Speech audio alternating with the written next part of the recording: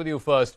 Till this morning, when Mr. Kharge's name got thrown in the ring, it was seen and believed to be an election where the Congress first family, as it were, did not have a skin in the game. But now that Mr. Kharge is the quote-unquote official candidate or the establishment candidate, the person who has the quote-unquote family's blessings, doesn't it defeat the whole purpose of having this election? That is, that there will be a clean break from any kind of influence by the Gandhi family as to who the next Congress president will be. I think the opposition and perhaps some sections of the media need to make up their mind. What all are you going to attack? You started off with, oh my God, it can never go out of the Gandhi family. Rahul Gandhi is going to be the president. Now it is going to be a non-Gandhi president being done through an electoral process. 9,000 elected delegates will vote. You have a problem with that. I am very fond of Shashi Tharoor. I am equally fond of Mr. Kharge, and I am also very fond of K.N. Tripathi, the third candidate in the fray that nobody is talking about. He's been a minister in the Jharkhand government, and here he is. He's also filed a nomination. The trouble is that when we start chasing a narrative, we forget the reality. These are the pictures. Here's Mr. Kharge filing his nomination. Here's Dr. Tharoor filing his nomination. And here, of course, is Mr. Tripathi filing his nomination.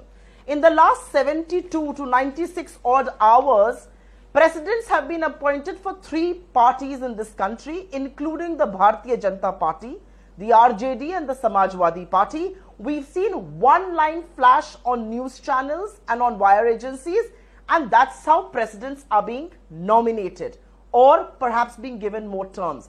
So the people who have nothing to do with the electoral process in their party are the last ones who should be asking us questions. Okay. The people who kept talking about some imaginary G23, I also want to point out here, I've got 3 nomination set of papers for Mr. Kharge, and I want to point out Manish Tiwari, Anand Sharma ji, Mukul Vasnik ji, Prithviraj Chavan ji. I mean, all these people have signed these papers, including Digvijay Singh ji and Gehlot ji.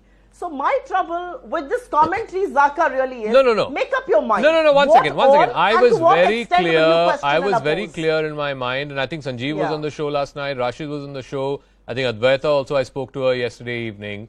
I was very clear in my mind till last evening that if it's going to be a Digvijay Singh versus Shashi Tharoor fight, then yes, the first family has quote-unquote walked the talk that they don't have a skin in this game, they don't have a preferred candidate.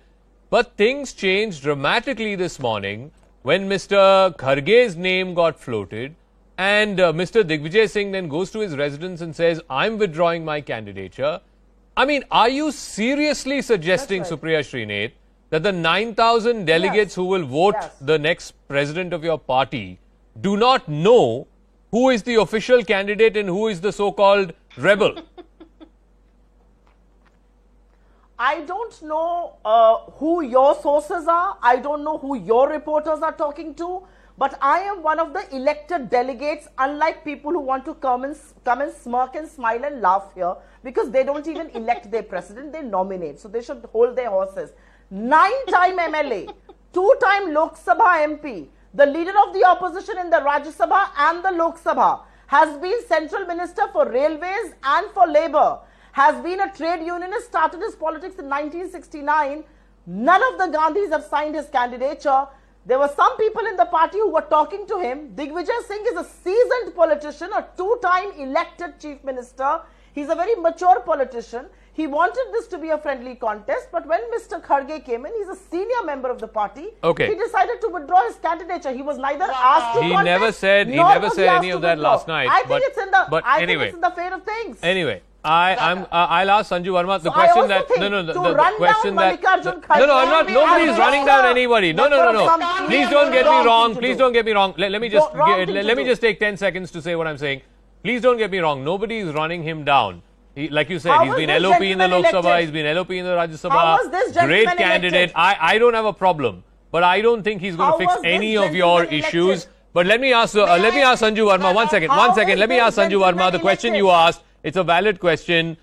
In the last few days, we've heard reports of Mr. Nadda, your president, Sanju Verma ji, getting a second term. The question that Supriya and other Congress folks are asking is, where is the election? Mr. Nadda was not elected the first time. He's not elected the second time. You have a selection. So why are you picking holes in an election that the Congress party is having? Question as well. Sanju Verma, yeah. Sanju Verma, I've asked her the question. I've asked her the question. Let her respond, yeah. Can you ask Supriya Shrinev to stop shouting and screaming, because I did not heckle her and I need my time, Zata, without interruptions. Because there was a 10-minute long speech by the Congress panelist and she made no sense.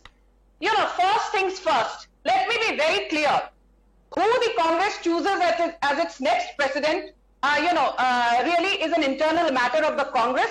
But anyone with an iota of common sense, anyone with a basic understanding of Indian polity knows that whether it is Shashi Tharoor or whether it is Mallikarjun Kharge or whether it is K.N. Tripathi for that matter, the fact of the matter is that the reins of the Congress party are finally controlled by a private limited company called the Indian National Congress. This private limited company has 4 people: Sonia Gandhi, Rahul Gandhi, Priyanka Vadra and Damadji Robert Vadra. They make all the bona fide or mala fide decisions, as it were. So let's not fool ourselves into believing that the Congress finally believes in electoral or internal democracy. And I will just corroborate what I'm saying with 2 important facts. Do you remember the fact that between 1996 and 1998, Sitaram Kesri, between 1996 and 1998, Sitaram Kesri was the Congress president. He was eventually unceremoniously removed. And there have been 12 Congress presidents in the last 100-odd years, out of which none of them ever made it to their full term. Imagine, in its 137-year-old history, the Congress barely had 12, non-Gandhis as Congress presidents who never completed a full term. Okay. And you had sycophants like Devkant Barua, who in the mid-70s said, India is Indira and Indira is India. All right. And I just want to say that, no, please, Zaka, let me finish. The same philosophy of Devkant Barua holds good even today. The Congress likes to believe India is Sonia and Sonia is India. Unfortunately, the Congress is the proverbial ostrich with its head in the sand, refusing to stare at reality. That is precisely the reason they're the reality vanquished. is that this country has changed since 2014. It's a different. It's a one second. One second, ma'am. One second. We have 30 minutes in the debate. I've got 3 other guests to go to as well. Please allow me. See, Sanjuji, I have great respect for you, but please allow me to do my show the way I want to do my show. I've given you